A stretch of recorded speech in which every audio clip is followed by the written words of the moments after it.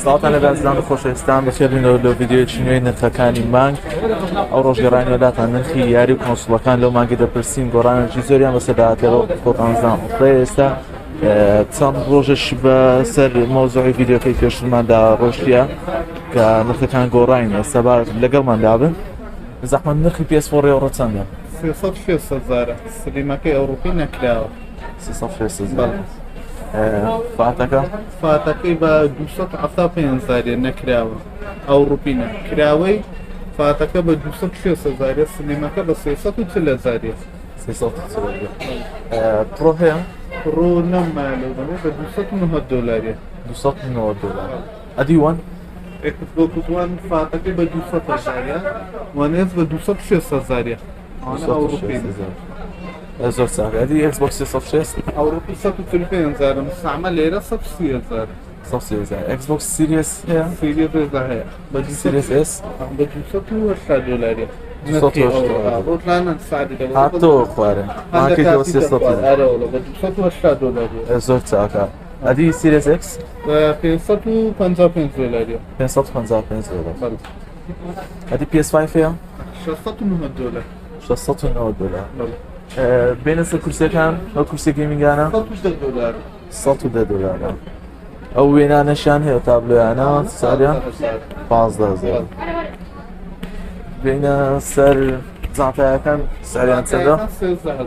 13,000 ئەدی PS5 E5 بە 20,000 بە 20,000 تێتەکان ساریان چەندە؟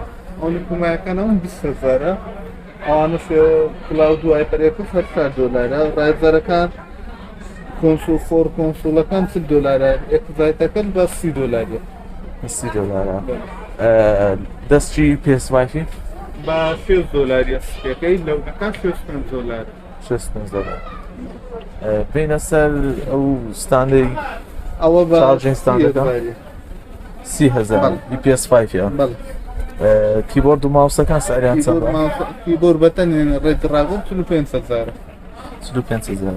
ئەو ئەویان کیبۆرد و ماوسە پێکەوەیە میکانیکە بە 45,000 UPS ساریان چەندە ئێستا؟ UPS ئەو گچانە 40,000 گەورە شاتە $6 $1,500 دەستی Xboxی بە چەندە؟ دەشی Xbox بە $6 سپی و ڕێکەوەکانی $6 لەونەکە زۆر چاکە. دەستی PS5 شینەکەش هەر بە $65 زۆر چاکە. لە بۆ شاحینەی دەستی Xboxی ئەوانە 12,000 زۆر چاکە. دەستی PS4 ساریان چەندە؟ ئەوروپی بە 40,000 دەست بە یاریەکان بکەین. مۆرتال کۆمباتی 11 بە چەندە؟ $35 بۆ PS5 ناوانە مجموعی سەرێ زۆربەی PS5 هەموو دەستی دوونە زیاتر لە 40,000 35,000 فایفەکان ئەو سعرە ئەدی PS4 پلەی فۆر لە 10,000 هەیە دەستی دووە تا 25,000 30,000 ئەگەن گەمەکە زۆر زۆر نوێبی بە 40,000 ئەو هێڵ بلەیدە بە چەندە؟ ئەو بە 25,000 25,000 هێڵ بێت ئێستا لە بازارەکەمە.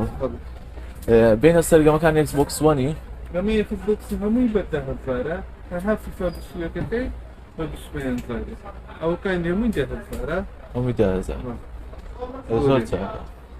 ڕێدێدەکە بەس بە چەندی بوو؟ ڕێدێتی پلەی چاریەوە بە 25,000 ڕێدێدێک پلەی چار بە 25 تایتن فۆڵەکەی Xboxی 10,000 ئێستا لە پێشانگای نەسەدەین لێرانەش کۆنسوڵ یاریەکان دەپرسین لێرانە Xboxی Series X و S-شان هەیە.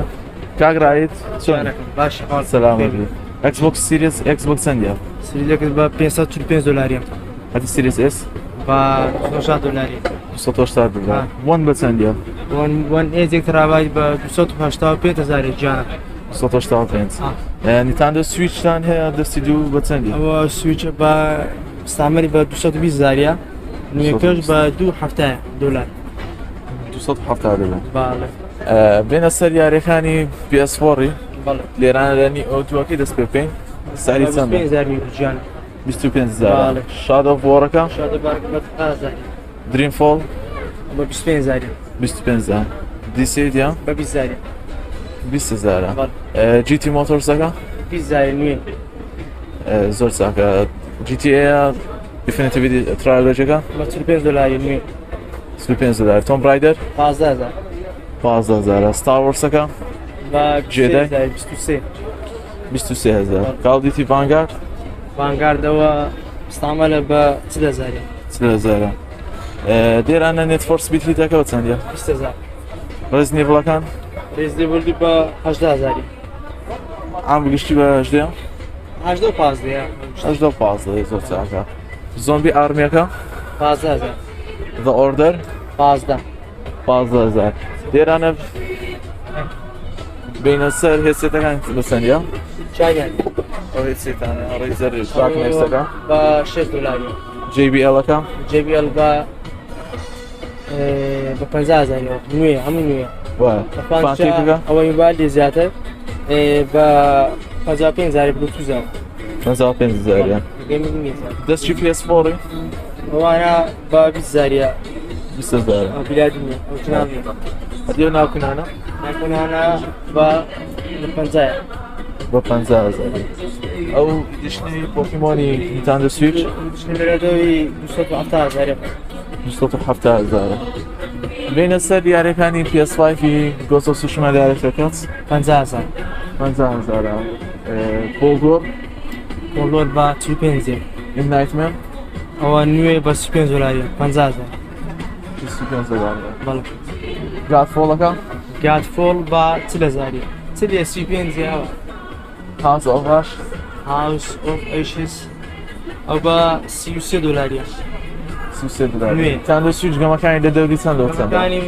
ماریوەکان بە گشتی بە نوێتی بە 50 دلاریە دەستوش بە چل لە بۆ لۆ 50 ئەوانتی بە گشتی سەری 35 دلار 40 دلارە دەویش لەوانە پۆکیمۆنەکە پیکاچۆیەکە بە چەندە پۆکیمۆن بە 35 25,000 باشۆکەکەی جان باشۆک باشەک ئەو بە 30,000 پۆکیمۆنە نوێیەکە پۆکیمۆن نوێ بە مستعملیە هەردوو دەستی بە 50,000 نوێش 50 دلار زۆر چاکە بەڵێ دۆنکی کۆنگەکە بە 50 دلاری 50,000 نوێ. آیس ئیج جان آیس ئیج ئاس بە 35 دلاری 25,000 بێنتێنەکە بتەنەکە بە 33 دلاری دەست خۆکی ئێستا لە دەستگای وەستا ئارامینە لێرانە کە کارە سە پلەیستێشن 3 دەکە بە تایبەتی زیاتر کە جۆکەر و یاریتێکردن و ئەنواع مشکلە و هەر شتێکی بێتین پلەیستێشن 3 چارە سەر بێت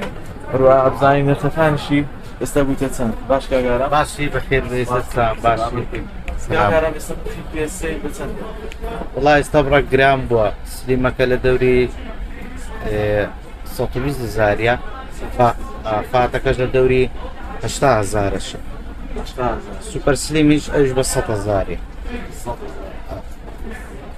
ئێستا جۆکەری پلەیستێشن 3 بەردەستە ئێستا بەردەستە نوێیەکە شەیە بەردەستە بەواقعیت چێتێتش نوێگاوانە کە نەیانسانیە لەتان بێن ئێستا لە پێشانگای لە دەستگای وەستا ئاران دیێران ئەپدێتی نوێیەکەتان دەکەنەوە هەم ئۆنلاینیش بکە هەم ئۆنلاینیش بکە ئۆفلاینیش بکە وەردش پێکەوە بکە هیچ مشکلەی نییە زۆر چاکە بە چەند دەکەن بە 10,000 دەکەین 10,000 هۆردوو دەتوانانی ئۆفلاینی ئەم گەمە ئۆفلاینەکان بە ئۆنلاینیشی شێ پێ بکە زۆر چاکە ئەدی لەبوو گەمەتکردنی گەمەی بە چەند دەکەن گەمەی بە 2,000 پێ دەکەین PSB بەس گەمە نوێیەکان دەگەمە نوێ هاتیە معنی PS22 فیفا 22 ئەوانە بڕە گرانترن بە 5,000-6,000 لەو دەورانە زۆر چاکە باشە زۆکەری کە لە بۆ پلەیستێشن 3 دەکەن لە بۆ گەمەکانی پلەیستێشن 1 و 2 کۆنسۆڵەکانی تاندەی بخینەوە بە چەند ئەوە ئێستا ئازر نییە چکە لە بە ئەبدێتەکە نوێیە